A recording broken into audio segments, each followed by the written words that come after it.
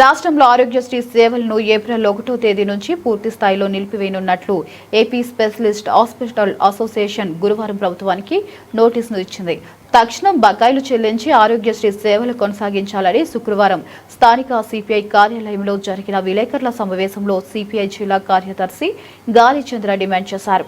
ఈ సందర్భంగా ఆయన మాట్లాడుతూ కూటమి ప్రభుత్వం అధికారంలోకి వచ్చినప్పటి నుండి హాస్పిటల్స్ కు ఆరోగ్యశ్రీకి 3,000 కోట్ల బకాయిలు పెట్టడంతో సేవలు కొనసాగించడం తలకు మించిన భారంగా మారిందని నెట్వర్క్ ఆసుపత్రుల యజమానులు తేల్చి చెప్పారు. 1వ తేదీలోగా బకాయిలు చెల్లించకపోతే ఎట్టి పరిస్థితిలోని సేవలు కొనసాగించబోమని అల్టిమేటం ఇచ్చారు. చంద్రబాబు గద్దెనెక్కిన నాటి నుంచి సకాలంలో బిల్లులు చెల్లించకపోవడంతో నెట్వర్క్ ఆసుపత్రులు అనధికారికంగా బోర్డులు తిప్పేసిన దుస్థితి ఏర్పడింది. ఆరోగ్యశ్రీ కార్డుతో ఆసుపత్రుల మెట్లెక్కే పేదలను అటు నుంచి అటే వెనక్కు పంపేసే దయనీయ పరిస్థితులు ఇప్పటికే రాష్ట్రంలో నెలకొన్నాయి. ఆంధ్రప్రదేశ్ రాష్ట్రంలో ఆరోగ్య సేవలను తక్షణం నిలుపుదల చేస్తూ ఉన్నట్లు Andhra Pradesh special hospital association ASHA ఆధ్వర్యంలో గురువారం నిన్న ఆంధ్రప్రదేశ్ రాష్ట్ర ప్రభుత్వానికి నోటీసు ఇవ్వడం జరిగింది. ఇందులో కూటమి ప్రభుత్వం అధికారంలోకి వచ్చిన తర్వాత ఆరోగ్యశ్రీకి సంబంధించినటువంటి డబ్బులు దాదాపు 3,000 కోట్ల రూపాయలు బకాయిలు ఉన్నాయని చెప్పి వాటిని తక్షణం చెల్లించకపోతే మేము సేవలను కొనసాగించలేమని చెప్పి ఈ 22 మాసాలుగా అనేక రూపాలలో వాళ్ళు ప్రభుత్వం దృష్టికి తీసుకుపోతూ ఉన్నారు.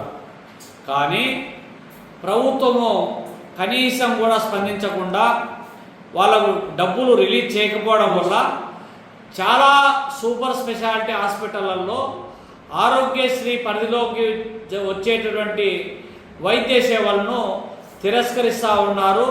చాలామంది పేదలు డబ్బులు చెల్లించలేక వైద్యం చేసుకోక చాలా ఇబ్బంది పడేటువంటి పరిస్థితి కొనసాగుతూ ఉంది. నెట్వర్క్ హాస్పిటల్స్ అనేక రూపాలలో ప్రభుత్వం దృష్టికి తీసుకుపోతూ ఉన్నారు. కానీ ప్రభుత్వము నిమ్మకు నీరెత్తినట్లు వ్యవహరిస్తూ ఉంది. పోనీ ప్రభుత్వం జనరల్ హాస్పిటల్లో ప్రాథమిక ఆరోగ్య కేంద్రాలలో ప్రాథమిక వైద్యమైనా అందుబాటులో ఉందంటే ఎక్కడే కానీ ప్రాథమిక వైద్యశాలల్లో డాక్టర్లు అందుబాటులో ఉండరు. లేదు ల్యాబ్కు సంబంధించినటువంటి టెస్టులు చేస్తే వాటికి సంబంధించినటువంటి రిపోర్ట్ ఇచ్చేటువంటి పరిస్థితి లేదు.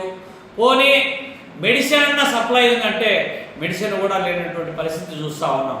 జనరల్ హాస్పిటల్లో సంవత్సరాల తరబడి ఖాళీగా ఉన్నటువంటి డాక్టర్ పోస్టులు భర్తీ చేయనటువంటి పరిస్థితి, సూపర్ స్పెషాలిటీ వైద్యం అందుబాటులో లేనటువంటి పరిస్థితిని మనం చూస్తూ ఉన్నాం.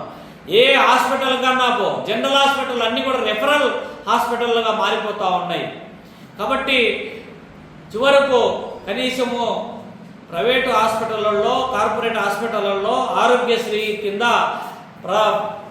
ఆపరేషన్లు ఇట్లాంటి వైద్యం చేయించుకోవడానికి కూడా లేకపోతే ఇంకా పేద జనము సామాన్య మధ్యతరగతి కుటుంబాలు ఎక్కడికి పోవాలి, ఏం చేయాలి?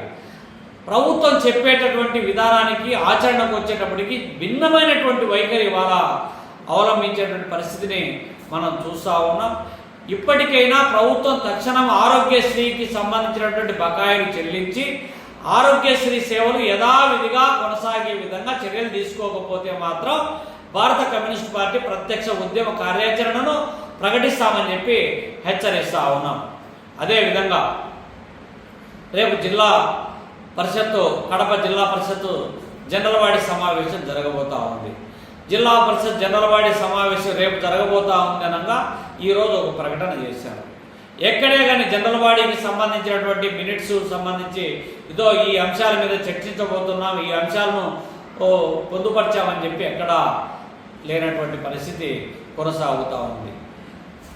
తెల్లారితే స్లిప్ టెస్ట్, ఈరోజు బట్టి బట్టు అనేటువంటి పద్ధతిలో జిల్లా పరిషత్ వ్యవహారం ఒక పర్సనల్ ఎస్టేట్గా మారిపోతూ ఉంది. ఇవాళ ప్రభుత్వం నుంచి గ్రాంట్ల రూపంలో 15th ఫైనాన్స్ ఇట్లాంటి రూపంలో వచ్చేటటువంటి డబ్బులను సక్రమమైనటువంటి పద్ధతిలో ప్రజల యొక్క మౌలిక వసతులు కల్పించేటటువంటి అంశాలలో తీవ్రమైనటువంటి నిర్లక్ష్యం కొనసాగుతూ ఉంది. చాలా గ్రామాలలో రోడ్లు, కాలువలు, వీధి లైట్లు, త్రాగునీరు కూడా లేనటువంటి పరిస్థితి కొనసాగుతూ ఉంది. జిల్లా పరిషత్ మాత్రం కోట్ల రూపాయలు ఖర్చు చేస్తూ ఉన్నట్లు, మెయింటెనెన్స్ కింద కోట్ల రూపాయలు ఖర్చు చేసినట్లు లెక్క చెప్తున్నారు తప్ప ఆచరణలోకి వచ్చినప్పుడు ఎక్కడ కూడా దానికి తగ్గట్టు లేదు. మౌలిక సదుపాయాలు ఒకవైపు అయితే ఈ లోకల్ బాడీస్లో ద్వారా వచ్చే ఆదాయం ఇవాళ జిల్లా పరిషత్తు స్థలాలకు సంబంధించి కడప లాంటి ప్రధానమైనటువంటి జిల్లా కేంద్రంలో విలువైనటువంటి జిల్లా పరిషత్తు స్థలాలను అడ్డగోలుగా నిర్మాణాలు చేపట్టి ఎలాంటి ల్యాండ్ కన్వర్షన్ లేకుండా, ఎలాంటి అనుమతులు లేకుండా, ఇలాంటి టెండర్లు పిలవకుండా నామినేటెడ్ పద్ధతిలో ఎవరికి ఏ పార్టీ అధికారం ఉంటే ఆ పార్టీ నేతలకు కట్టబెట్టడం, వాటిని సంవత్సరాల తరబడి లీజులకు పేరుతో ప్రైవేటు వ్యక్తులకు కట్టబెట్టేటువంటి ఒక ప్రైవేటు మాఫియా ఇవాళ నడుస్తున్నటువంటి నేపథ్యాన్ని మనం చూస్తూ ఉన్నాం. ప్రమోషన్లలో అక్రమాలు, బదిలీలలో అక్రమాలు, చివరకు జనరల్ ఫండ్లో ఏదైనా వర్క్షాప్ పేరుతో, ట్రైనింగ్ పేరుతో, లేకపోతే సమావేశాల పేరుతో జరిగేటటువంటి ప్రతి ఖర్చులో కూడా అవినీతికి అడ్డాగా ఇవాళ జిల్లా పరిషత్తు దాపురిస్తూ ఉంది. మరి ప్రజలకు సంబంధించినటువంటి అనేక సమస్యలు ఇవాళ ఉన్నాయి. యుద్ధం ప్రభావం అరటి రైతులు ఆందోళన చేస్తూ ఉన్నారు.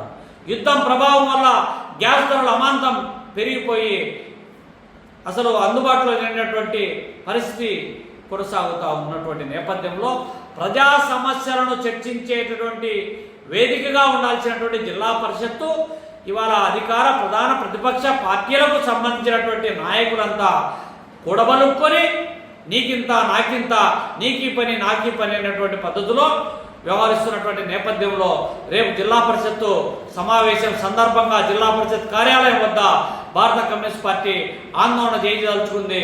ఈ యొక్క ఆందోళన కార్యక్రమాన్ని జయప్రదం చేయాలని చెప్పి కూడా పిలుపునిస్తా ఉన్నాం.